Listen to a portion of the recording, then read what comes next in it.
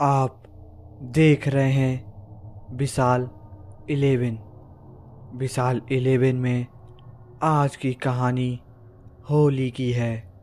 तो चलिए बढ़ते हैं होली की इस कहानी की ओर। कहानी में आगे बढ़ने से पहले अगर आपने विशाल 11 चैनल को सब्सक्राइब नहीं किया है तो कर लें और साथ ही बेल आइकन को ज़रूर दबाएं ताकि वीडियो आने वाली की नोटिफिकेशन जल्द ही मिल जाए। यह कहानी होली की एक सच्ची भयानक घटना है। मेरा नाम राजीव है और मैं आज आपको जो घटना बताने जा रहा हूँ वह मेरे साथ पिछली होली में घटी एक खौफनाक घटना है। अब इस घटना को पूरे 1 साल हो चुके हैं, पर मैं अभी भी इस घटना को कभी भी याद भी करता हूँ तो मेरे रोंगटे खड़े हो जाते हैं। पर मैं आज आपको अपने दोस्तों के कहने पर सारी घटना बताने जा रहा हूँ। पिछली होली में मेरी उम्र उस समय 20 वर्ष की थी।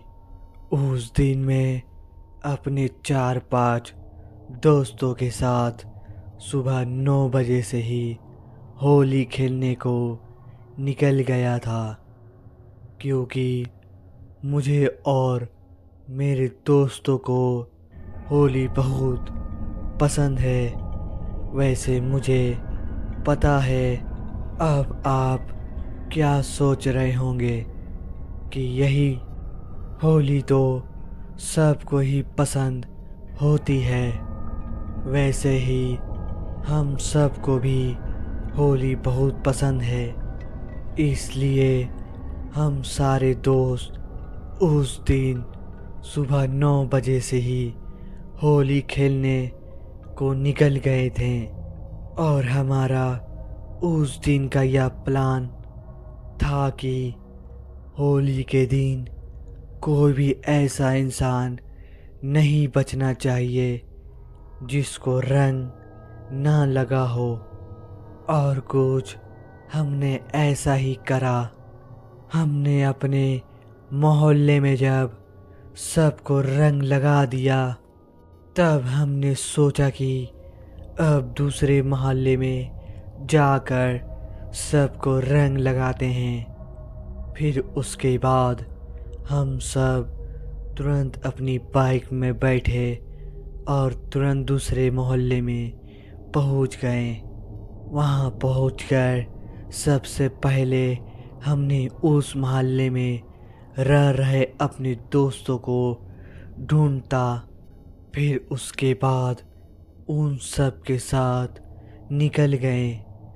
उनके पूरे मोहल्ले को रंग लगाते लगते जब हम मोहल्ले के एकदम आखिरी में पहुँचे तो हमने देखा कि उस तरफ तो एक अलग ही होली चल रही थी।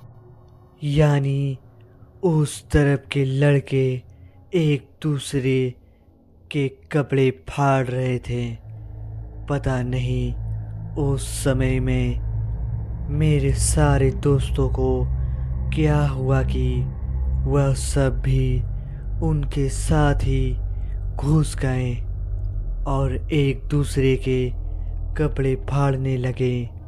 पर मैं दूर से ही खड़े खड़े उन सब को देखा था, क्योंकि मुझे अपने कपड़े नहीं फड़वाने थे, क्योंकि मैं दूसरे मोहल्ले में आ रहा था और मुझे यहाँ से फटे हुए कपड़े में जाने में बहुत शर्म आती।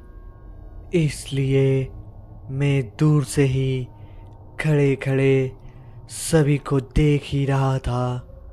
पर जब उन सब ने एक दूसरे के सारे कपड़े फाड़ दिए, तभी उनमें से एक की नज़र मेरे ऊपर पड़ी, तो उसने सबको तुरंत बता दिया। फिर उसके बाद वह सब मेरी तरफ आने लगे।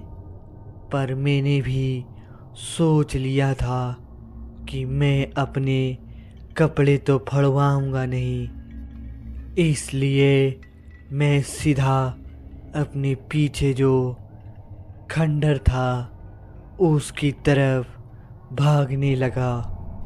तभी मुझे वह सब रुकने के लिए आवाज़ लगाने लगे, पर मुझे लगा वह सब कपड़े फाड़ने के लिए रोक रहे होंगे। फिर उसके बाद मैं सीधा उस 3 मंजिल के खंडर की छत की तरफ भागने लगा।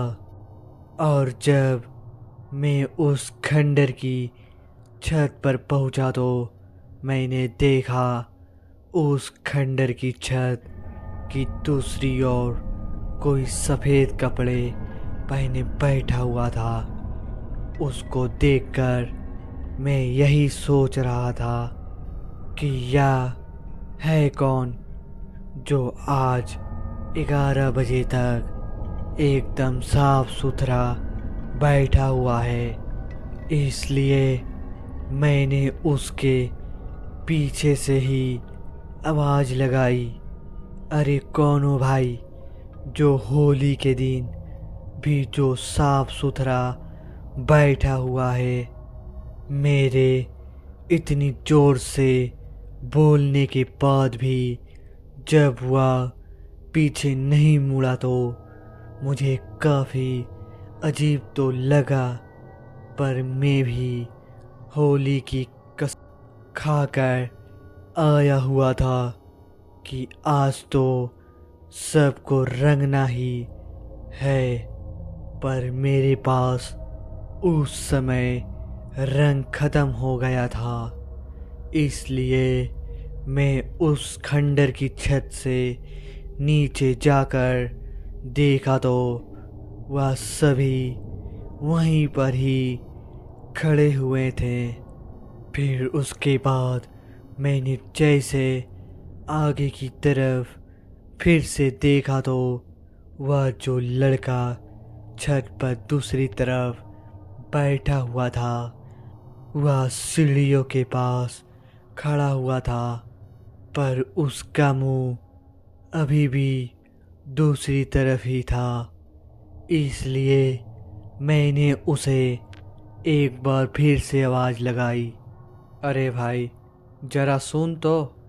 मेरे इतना बोलने के बाद इस बार वह जैसे ही पीछे मुड़ा तो मैंने देखा वह तो विवेक था। फिर उसके बाद मैं उससे कहा, हाँ भाई कहाँ आज तू छुपा बैठा है, जरा इधर तो आ।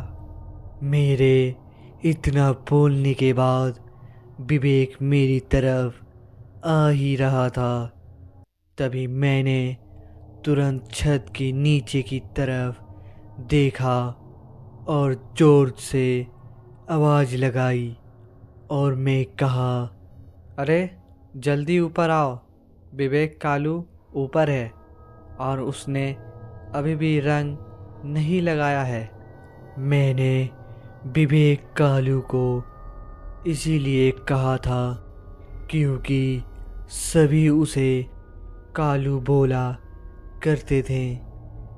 पर मेरे इतना कहते ही जैसे उन सब के होश ही उड़ गए हो।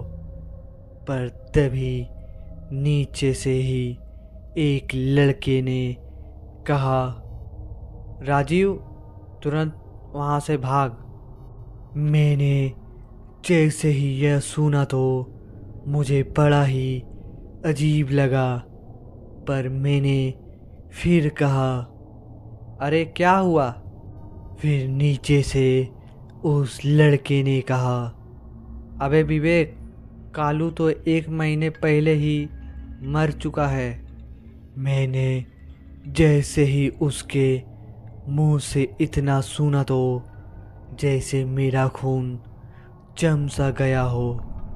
फिर भी मैं डरते हुए जैसे पीछे मुड़ा तो मैंने देखा कि अब उस विवेक का चेहरा पूरा भयानक और सफ़ेद हो गया था। मैं उसे डर डर के देखे ही जा रहा था। तभी विवेक मेरी और आगे बढ़ने लगा और वह जैसे जैसे मेरी ओर बढ़ रहा था वैसे वैसे मेरे दिल की धड़कन भी तेज होती जा रही थी। फिर उसके बाद वह मेरे एकदम सामने आकर खड़ा हो गया और मुझे घूमने लगा। मैं भी उसे डर डर देखे ही जा रहा था, पर उस समय मेरी दिल की धड़कन इतनी तेज हो गई थी कि मुझे उस समय चक्कर सा आने लगा था। और देखते ही देखते मेरी आंखों के आगे पूरा अंधेरा सा हो गया। और फिर जब मेरी आँख खुली तो मुझे मेरे साथ के सभी लड़के घेर के खड़े थे और वह सब मुझे उठाकर खंडर के नीचे ले जा रहे थे। फिर उसके बाद मैंने उन्हें सारी बात बताई। फिर उन्होंने मुझे बताया कि मैं छत पर ही बेहोश हो गया था।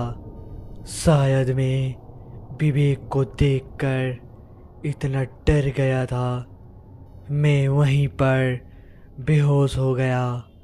पर वैसे अब इस बात को पूरे 1 साल हो चुके हैं और इस बार मैं होली और भी धूमधाम से बनाऊंगा, पर उस खंडर की तरफ नहीं जाऊंगा।